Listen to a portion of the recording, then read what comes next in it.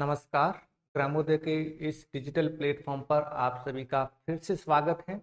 हम बात कर रहे थे micro propagation and it's technique की। हमने एम्ब्रियोजेनेसिस, ऑर्गेनोजेनेसिस एंड एंड्रोजेनेसिस के बारे में पढ़ा और आज हम बात करने वाले हैं सोमेटिक या सोमा क्लोनल वेरिएशंस के बारे में। कहने का मतलब ये है कि जब हम माइक्रो प्रोपेगेशन टेक्निक का यूज करते हैं, और माइक्रो प्रोपेगेशन एक टिश्यू कल्चर की टेक्निक है। यूज करने का जो हमारा पर्पज है वो कुछ इस प्रकार रहता है कि हम क्या करते हैं, जो प्लांट का कोई कायक भाग लेकर उसे लेबोरेटरी के अंदर स्टेराइल कंडीशन में डेवलप करते हैं। देन जो प्राप्त प्लांट है या कोपिया है या क्लोन्स है वो मदर या डोनर प्लांट के समान होगी। आइडेंटिकली एंड जेनेटिकली दोनों रूप से मदर प्लांट के समान होगी। ये एक सामान्य जो है टिश्यू कल्चर की प्रोसेस है, माइक्रो प्रोपेगेशन की प्रोसेस है, जहां पर हम कायक भाग को लेकर बहुत संख्य प्लांट्स का निर्माण करते हैं जो कि आइडेंटिकली एंड जेनेटिकली दोनों रूप से जिस प्लांट से हमने कायक भाग लिया उस प्लांट से समानता दर्शाती है।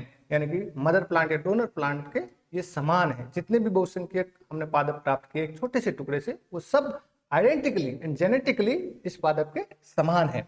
लेकिन इस प्रोसेसिंग के दौरान अगर प्राप्त कोपिया या क्लोन्स के अंदर ये जितने भी पादप प्राप्त हुए हैं, जिन्हें हम प्लांटलेट्स बोलते हैं, अगर इनके अंदर कुछ बदलाव आ चुके हैं, यानी कि ये जो नवनिर्मित पादप हैं या मदर पादप के समान नहीं है, इनमें से हो सकता है कि कुछ पादप मदर पादप के समान नहीं है, तो इस सिचुएशन को हम बोलते हैं Soma clonal variations. Somatic cells को लेकर हम क्लोन प्राप्त कर रहे हैं, यानी कि पादप की कुछ सोमेटिक सेल्स लेकर हम प्राप्त कर रहे हैं क्लोन। तो आप यहां समझने का प्रयास कीजिएगा। एक बहुत सिंपल वे में हम समझते हैं कि एक्चुअल में सोमा क्लोनल वेरिएशंस क्यों आते हैं, क्या रीजन रह जाता है। तो आप यहाँ देख सकते हैं कि हमने एक प्लांट का सिलेक्शन किया है और प्लांट का कोई कायक भाग, यानी कि यहाँ पर हम लेते हैं लीफ लेते हैं, या फिर लीफ की कुछ सेल्स या टिश्यू भी हम ले सकते हैं। यहाँ पर सेल्स या फिर टिश्यू का भी सिलेक्शन हम कर सकते हैं। फिर जो सेल्स और टिश्यू लिए हैं उनको लेबोरेटरी के अंदर हम संवर्धन माध्यम में रखते हैं, एमएस मीडिया के अंदर हम रखते हैं इसको, कैलस का फॉर्मेशन करते हैं। अब जब कैलस का फॉर्मेशन होता है, इस दौरान कुछ जेनेटिकली चेंजेस हो सकते हैं। तो यहाँ पर जो सोमा क्लोनल चेंजेस में भी हो सकते हैं। फिर आगे हम जब कैलस से फिर कुछ सेल्स लेकर एम्ब्रियोजेनेसिस करते हैं। एम्ब्रियोजेनेसिस का मतलब है एम्ब्रियो का निर्माण कर रहे हैं। फिर हम एम्ब्रियोजेनेसिस होने के बाद कुछ जो है प्लांट्स हार्मोन डालकर, जैसे कि अगर साइटोकाइनिन की कॉन्सेंट्रेशंस को हाई करते हैं तो सूट डेवलपमेंट होता है। देन अगर ऑक्सीजन की कॉन्सेंट्रेशन को हाई करते हैं तो हमें रूट डेवलपमेंट भी देखने को मिलता है। ये भी अगर सोमाक्लोनल वेरिएशंस जो है वो हार्मोन्स की इम्बैलेंस कंडीशंस में भी हो सकता है, यानी कि साइटोकाइनिन की मात्रा हमने आवश्यकता से अधिक डाल दी हो या फिर जरूरत से कम डाल दी हो, ऑक्सीजन की मात्रा आवश्यकता से अधिक डाल दी हो या फिर आवश्यकता से कम डाल दी हो, जरूरत से ज्यादा या कम डाल दें, तब भी सोमाक्लोनल वेरिएशंस आने के चांसेस रहते हैं। फिर जो अभी हमने जो नवनिर्मित प्लांट्स तैयार किए हैं इन्हें प्लांटलेट्स बोलते हैं। इनको अपन हार्डनिंग प्रोसेसिंग के द्वारा फील्ड्स के अंदर ट्रांसफर करेंगे। लेकिन इन जो प्लांट्स के अंदर अब कुछ वेरिएशंस हैं। मान लीजिए कि ये जो है टोटल 4 प्लांट्स बने हैं, मानना है। बाकी प्लांट्स तो हम यहाँ पर 100 या 200 की संख्या में भी बना सकते हैं, हजारों की संख्या में भी बना सकते हैं, इसी छोटे से सेल्स या टिश्यू पार्ट्स को लेकर। तो यहाँ एक प्लांट जो है genetically and identically mother plant से समानता नहीं दर्शा रहा है, ऐसी सिचुएशन को हम बोलते हैं सोमा क्लोनल वेरिएशंस। आइए डेफिनेशन के थ्रू हम जानने का प्रयास करते हैं कि सोमा क्लोनल वेरिएशन क्या होता है। सोमा का मतलब होता है प्लांट की सोमेटिक सेल्स और क्लोन का मतलब होता है फोटोकॉपी बनाना। यानी कि हम क्या कर रहे थे माइक्रो प्रोपेगेशन के अंदर, टिश्यू कल्चर के अंदर हम क्या करते हैं, प्लांट की कोई सोमेटिक सेल्स को लेते हैं और संवर्धन माध्यम या लैब के अंदर रखकर उसको ग्रो करवाकर हम बहुत सारे क्लोन्स, फोटोकॉपियां प्राप्त करते हैं। अगर वो सेम है तो हमारा पर्पज सफल हुआ। हमारा जो माइक्रो प्रोपेगेशन का यही पर्पज है कि हम मूल प्लांट के समान बहुत सारी कॉपियां बनाए ताकि उसकी जेनेटिक इंफॉर्मेशन चेंज ना हो, जो वहाँ जो प्रोडक्शन हो रहा है वो चेंज ना हो, उसके जो ट्रेट्स है वो एक समान रहे। लेकिन अगर चेंजेज आ रहा है सोमा क्लोनल के अंदर तो ये इसे सोमा क्लोनल वेरिएशंस बोलेंगे। ये चेंजेस में भी जेनेटिक्स हो सकते हैं। फिर हम इसके एप्लीकेशंस भी पढ़ेंगे। सोमा क्लोनल वेरिएशंस क्या है?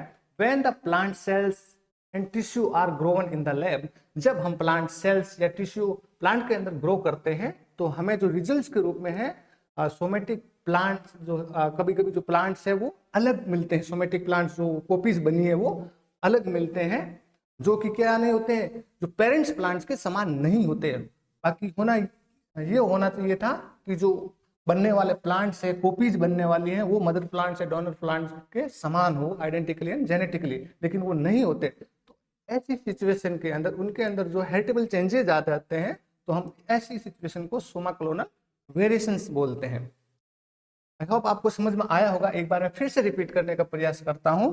आप इस स्लाइड को देखिए। यहाँ पर हम क्या कर रहे हैं, पादप की सोमेटिक सेल्स को ले रहे हैं, यानी सोमेटिक सेल्स को लेकर हम बहुत सारी कॉपियाज तैयार करने वाले हैं, बहुत सारी प्रतिकृतियां तैयार करने वाले हैं, जो कि तैयार जो पादप प्रतिकृतियां हैं वो मूल प्लांट के समान होगी, जेनेटिकली एंड आइडेंटिकली दोनों रूप से समान होगी। लेकिन बाई चांस किसी कारण अगर ये प्राप्त जो प्रतियां है, प्लांट प्रतियां है, वो मूल पादप के समान नहीं है, तो इसके अंदर है जो सोमा क्लोनल वेरिएशंस आ चुके हैं। तो आगे हम पढ़ेंगे क्या सोमा क्लोनल वेरिएशंस सही है या फिर गलत है, यानी कि ये एडवांटेज देते हैं या फिर डिसएडवांटेज देते हैं। तो दोनों ही सिचुएशन यहाँ पर हो सकती है। कुछ जो सोमा क्लोनल वेरिएशंस है डिसएडवांटेज भी देती है, और कुछ जो सोमा क्लोनल वेरिएशंस है जो कि जो एडवांटेज भी देती है। How does it happen? Upon genetic basis पे समझने का प्रयास करते हैं कि ये लैब के अंदर कैसे हैपन होता है कि उसके अंदर सोमा क्लोनल वेरिएशंस आ जाते हैं। तो सबसे जो पहला कारण हो सकता है, बहुत सारे जेनेटिक चेंजेस हो सकते हैं, जिसमें अगर क्रोमोजोमल चेंजेस की बात करें, गुणसूत्रों के अंदर बहुत सारे बदलाव आ जाते हैं, जिसके कारण उस जो क्लोन्स तैयार हो रहे हैं या नई पादप प्रतिकृतियां तैयार हो रही है उनके अंदर एनिप्लॉइडी आ जाती है। एनिप्लॉइडी एक जेनेटिक चेंजेज है जिसके अंदर क्या होता है कि या तो क्रोमोजोम ज्यादा, जो मूल क्रोमोजोम्स होते हैं उसमें या तो एक क्रोमोजोम, दो क्रोमोजोम ज्यादा हो जाते हैं या फिर एक दो क्रोमोजोम कम हो जाते हैं। संख्या को बढ़ना और घटना ये एनिप्लॉइडी कहलाती है। फिर है पॉलीप्लॉइडी। पॉलीप्लॉइडी का मतलब है टोटल जीनोम का डबल हो जाना, यानी कि पॉलीप्लॉइडी का मतलब है टोटल जीनोम का डबल हो जाना।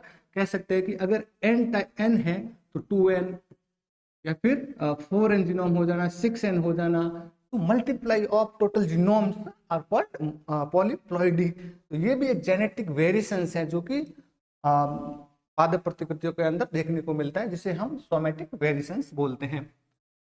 दूसरा जो जेनेटिक बेसिस हम कह सकते हैं डीएनए सीक्वेंस चेंजेस। कई बार होता है डीएनए की सीक्वेंस में चेंजेस आ जाता है, यानी कि यहाँ पर क्या हो रहा था, डीएनए गुणसूत्रों की कमी या वृद्धि या फिर डबल हो जाना, लेकिन कभी कभी सीक्वेंस मूल गुणसूत्र के अंदर, मान लीजिए कि डीएनए के 10 सेगमेंट्स हैं, ए बी सी डी, ये कंटिन्यूसली है, लेकिन इस सेगमेंट में चेंजेस आ रहा है। अगर बी की जगह अगर डी आ रहा है, सी की जगह ए की जगह सी आ रहा है, तो ये चेंजेस हो रहा है, डीएनए के कुछ सेगमेंट्स में चेंजेस हो रहा है, तो ये भी सोमा क्लोनल वेरिएशंस को बढ़ावा देगी। तो ये जेनेटिक सीक्वेंस थी। अब हम देखते हैं कि टिश्यू कल्चर ट्रिगर चेंजेस। जब हम टिश्यू कल्चर प्रैक्टिस करते हैं उस समय हमारी कुछ असावधानियों के कारण या फिर प्रॉपर ध्यान नहीं देने के कारण भी बहुत सारे चेंजेस देखने को मिलते हैं, या फिर जब लैब के अंदर हम प्लांटलेट्स तैयार करते हैं, उसका एक भाग को ग्रो करते हैं, उस समय भी कुछ चेंजेस देखने को मिलते हैं। उसमें से सबसे पहला जो चेंजेस है वो स्ट्रेस रेस्पॉन्स। कहने का मतलब है हमने लैब के अंदर जो प्लांट का एक पार्ट है ग्रो कर रहे हैं, उसको प्राप्त रूप से वो एडेप्टेबल एनवायरनमेंट नहीं प्रोवाइड करवा रहे हैं, उसके कारण कुछ जेनेटिक चेंजेस हो सकते हैं। दूसरा है डी डिफरेंशिएशन। यहाँ पर हम जब कैलस तैयार करते थे उससे पहले जो सेल्स के पार्ट है उसको मल्टीप्लाई रेपिडली क्या करते हैं, उस सेल्स को ग्रो करते हैं, जिसे हम कैलस बोलते हैं। तो उस दौरान भी क्या हो सकता है कि उसमें चेंजेस आ सकते हैं। फिर हार्मोन इफेक्ट्स, यानी कि यहाँ पर हम कुछ रेगुलेटर्स हार्मोन्स डालते हैं, जैसे कि साइटोकाइनिन। साइटोकाइनिन की जो अधिक कॉन्सेंट्रेशन है वो सूट सिस्टम को डेवलप करती है, प्रोतंत्र का विकास करती है। और दूसरी, हम जब ऑक्सीजन की कॉन्सेंट्रेशन को हाई करते हैं तो वो जड़ों के विकास में सहायक होती है, यानी कि रूट को बढ़ावा देती है। तो उस समय अगर हार्मोन्स का इम्बैलेंस अगर देखने को मिलता है तो उस समय भी जो है सोमा क्लोनल वेरिएशंस देखने को मिलती हैं।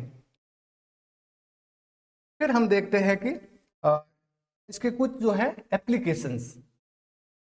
क्रॉप इंप्रूवमेंट के अंदर सोमा क्लोनल वेरिएशंस एक लाभदायक विधि साबित हो सकती है। यानी कि ये जो इंसिडेंटली जो सोमा क्लोनल वेरिएशंस आ रहा है वो क्रॉप इंप्रूवमेंट के लिए सही साबित हो सकती है।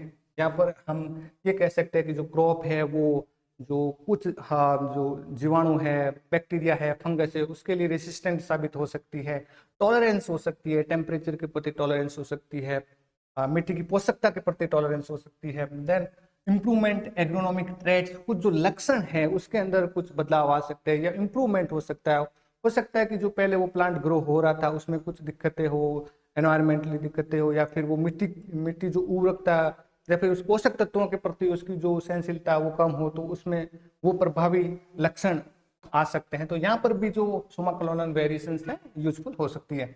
देन सेकेंडरी मेटाबोलाइट्स प्रोडक्शन, कभी कभी ऐसे प्लांट्स होते हैं जिसमें सेकेंडरी मेटाबोलाइट्स प्रोडक्ट्स होते हैं, उनकी अगर यील्ड्स ज़्यादा हो रही है, उनका जो उत्पादन ज़्यादा हो रहा है, तो यहाँ पर भी जो सोमा क्लोनल वेरिएशंस है यूजफुल हो सकती है।